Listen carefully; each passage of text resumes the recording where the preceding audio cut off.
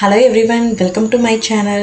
நம்ம இன்னைக்கு இந்த வீடியோல பார்க்க போற டாபிக் ஃபைல் ஹேண்ட்லிங் சாப்டர்ஸ்ல absolute path and relative path பத்தி பார்க்க போறோம்.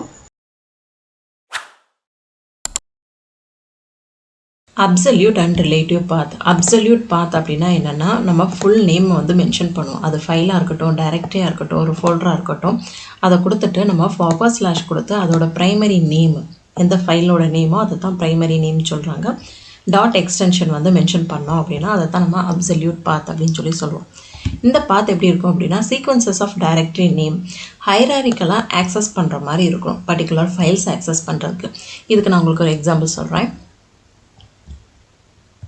ஃபைலை இப்போ சி ட்ரைவ்க்குள்ளே ப்ரோக்ராம் ஃபைல்ஸ்க்குள்ளே MySQL ஃபோல்டர், ரைட், MySQL செல் 8.0 கொடுத்துட்டு ரீட்மி அப்படின்ற ஃபைலு டெக்ஸ்ட் ஃபைலாக இருக்குது. இதைத்தான் நம்ம என்ன சொல்லுவோம் அப்படின்னா அப்சல்யூட் பாத் அப்படின்னு சொல்லி சொல்லுவோம். இந்த அப்சல்யூட் பாத்தை இங்கே நல்லா பார்த்தோம் அப்படின்னா நம்மளுக்கு கிளியராக போகிறோம்.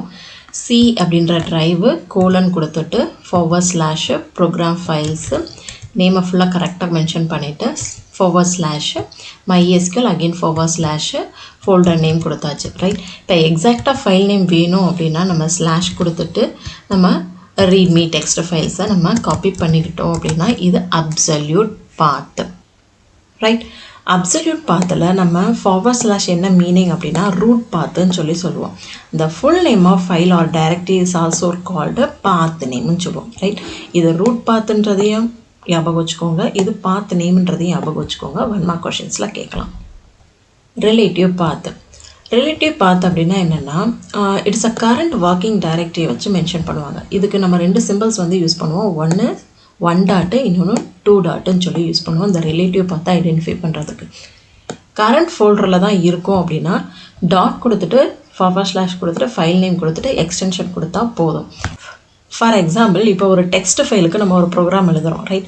அப்போ டெக்ஸ்ட் ஃபைலை நம்ம எங்கே ஸ்டோர் பண்ணி வச்சுருக்கோம், நம்ம கரண்ட் ஒர்க்கிங் ஃபோல்டருக்குள்ளே ஸ்டோர் பண்ணி வச்சுருக்கோம். மீன்ஸ் என்னோடய பைத்தான் ஃபைலும் டெக்ஸ்ட் ஃபைலும் ஒரே லொக்கேஷனுக்குள்ளே தான் இருக்குது அப்படின்னா நான் சிங்கிள் டாட்டை யூஸ் பண்ணால் போதும். கொடுத்துட்டு ஃபார்வர்ட் ஸ்லாஷ் கொடுத்துட்டு டெக்ஸ்ட் ஃபைலோட நேமு வித் எக்ஸ்டென்ஷனோட கொடுத்தேன் அப்படின்னா அது நம்ம ரிலேட்டிவ் பார்த்து அங்கே மென்ஷன் பண்ணியிருக்கோம் அப்படின்றது மீனிங்.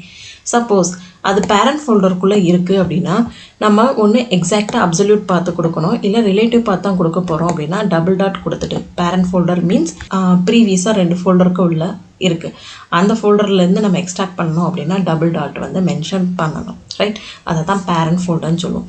ஒர்க்கிங் ஃபோல்டர் அப்படின்னா ஒரு ஃபோல்டர் இருக்குது, அந்த ஃபோல்டருக்குள்ளே தான் என்னோட டேட்டா ஃபைல் வந்து இருக்குது, ரைட். அந்த ஃபைல் எங்கே இருக்குது அப்படின்னா ஒர்க்கிங் ஃபோல்டருக்குள்ளே இருக்குது அப்படின்னா நம்ம டபுள் டாட் வந்து மென்ஷன் பண்ணலாம்.